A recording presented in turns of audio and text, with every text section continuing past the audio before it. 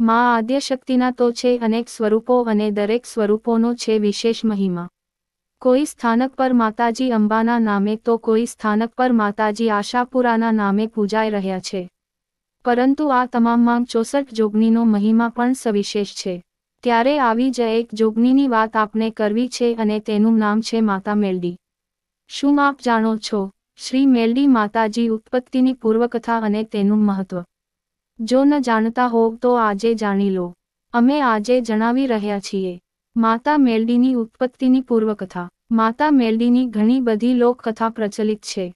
તેની ઉત્પત્તિની અલગ અલગ કથાઓ પણ છે. પરંતુ પ્રથમ જ્યારે મેલડી માતાજી પ્રગટ થયા ત્યારે તેમનું નામ ન હતું. ત્યારે નનામીના નામથી જાણતા એટલે નામ વગરની માતાજીથી પ્રખ્યાત થયા.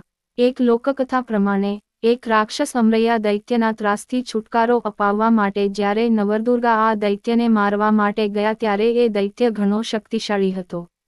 તેણે નવદુર્ગા સાથે ઘણા વર્ષો સુધી યુદ્ધ કર્યું. છેવટે તે રાક્ષસ થાકીને આ દેવીઓથી બચવા માટે ભાગવા માંડ્યો. ભાગતા ભાગતા તે પૃથ્વીલોક પર સાયલા ગામના સરોવરમાં છુપાઈ ગયો. ત્યારે નવદુર્ગા બહેનોએ સરોવરનું પાણી પીવા લાગ્યા ત્યારે આ દૈત્ય સરોવર પાસે એક મરી પડેલી ગાયને જોઈ તેમાં જઈને છુપાઈને બેસી ગયો. ત્યારે છેવટે નવદુર્ગાએ ભેગા મળીને આ અમરૈયા દૈત્યને મારવા માટે એક યુક્તિ વિચારીને એક શક્તિરૂપે દેવીને પ્રગટ કરવાનું વિચાર્યું. તે સમયે નવદુર્ગાએ ભેગા મળીને પોતાના શરીરના અંગમાંથી મેલ ઉતારીને એક નાની પુત્રી બનાવીને તેમાં પ્રથમ પ્રાણ પૂર્યા. અને તેમને દરેક દેવીઓએ પોતાની શક્તિ પ્રદાન કરીને તેમને શક્તિરૂપે શસ્ત્રવિદ્યા આપીને આ અમરૈયા દૈત્યને મારવા માટે આદેશ આપ્યો.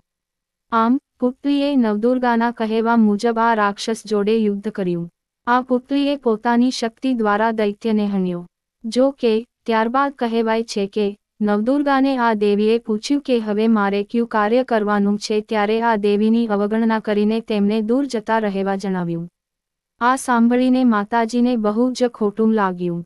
તેથી તે સ્વયં ભોલેનાથ પાસે ગયા અને ભોલેનાથે ગંગાજી પ્રગટ કરીને માતાજીને પવિત્ર કર્યા.